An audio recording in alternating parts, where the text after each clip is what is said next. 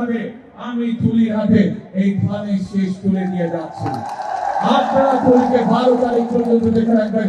ইনশাআল্লাহ 13 তারিখ থেকে তুলি বিজয় হয়ে আসলে 13 তারিখ থেকে তুলি থাকবে এই এলাকার মানুষের পাশে, সুখে দুঃখে সকল সময় ইনশাআল্লাহ। ভাই বোনেরা, আসুন আমাদের শপথ হোক দেশ গড়ার, আমাদের শপথ হোক রাষ্ট্র পুনর্গঠন করার। আল্লাহ হাফেজ। বাংলাদেশ জিন্দাবাদ, বাংলাদেশ জাতীয়তাবাদী জিন্দাবাদ।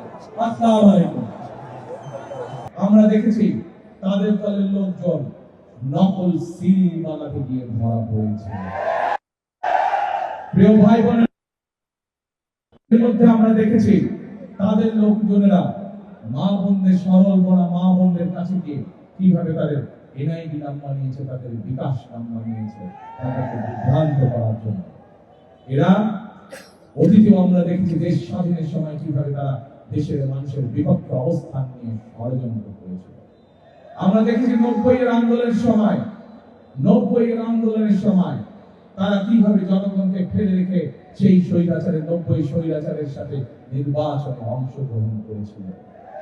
প্রিয় ভাই বোনেরা, বিভিন্ন সময় এই মহলে জনগণকে ফেলে রেখে চলে যাওয়ার দৃষ্টান্ত আছে। আজ আবার আমরা দেখছি তারা বিভিন্ন কথা বলে জনগণকে বিভ্রান্ত করার চেষ্টা করছে, ষড়যন্ত্র করে কেউ যাতে পাল্টে দিতে না পারে। প্রিয় ভাই বোনেরা, বহু রক্তের বিনিময়, বহু ত্যাগের বিনিময়ে আজ আমাদের অর্জিত হয়েছে ভোট দেওয়ার অধিকার, কথা বলার অধিকার, আমাদের নিজেদের অধিকার প্রতিষ্ঠা। সেই সময় মহেন্দ্র কর আমাদের সামনে উপস্থিত হয়েছে। প্রিয় ভাই বোনেরা, আমরা আন্দোলন করেছি, আমরা যুদ্ধ করে এই দেশকে স্বাধীন করেছি। প্রিয় ভাই বোনেরা, আসুন আজ আমাদের এই সামনে যে মহেন্দ্র কর উপস্থিত হয়েছে, এটিকে আমাদের দেশ এবং দেশের মানুষের কাজে ব্যবহার করতে হবে, দেশ পুনর্গঠনের কাজে ব্যবহার করতে হবে। আনুষ্ঠানিকভাবে আমি তুলির হাতে এই ধানের শেষ তুলে দিয়ে যাচ্ছি। আপনারা তুলিকে 12 তারিখ পর্যন্ত দেখে রাখবেন।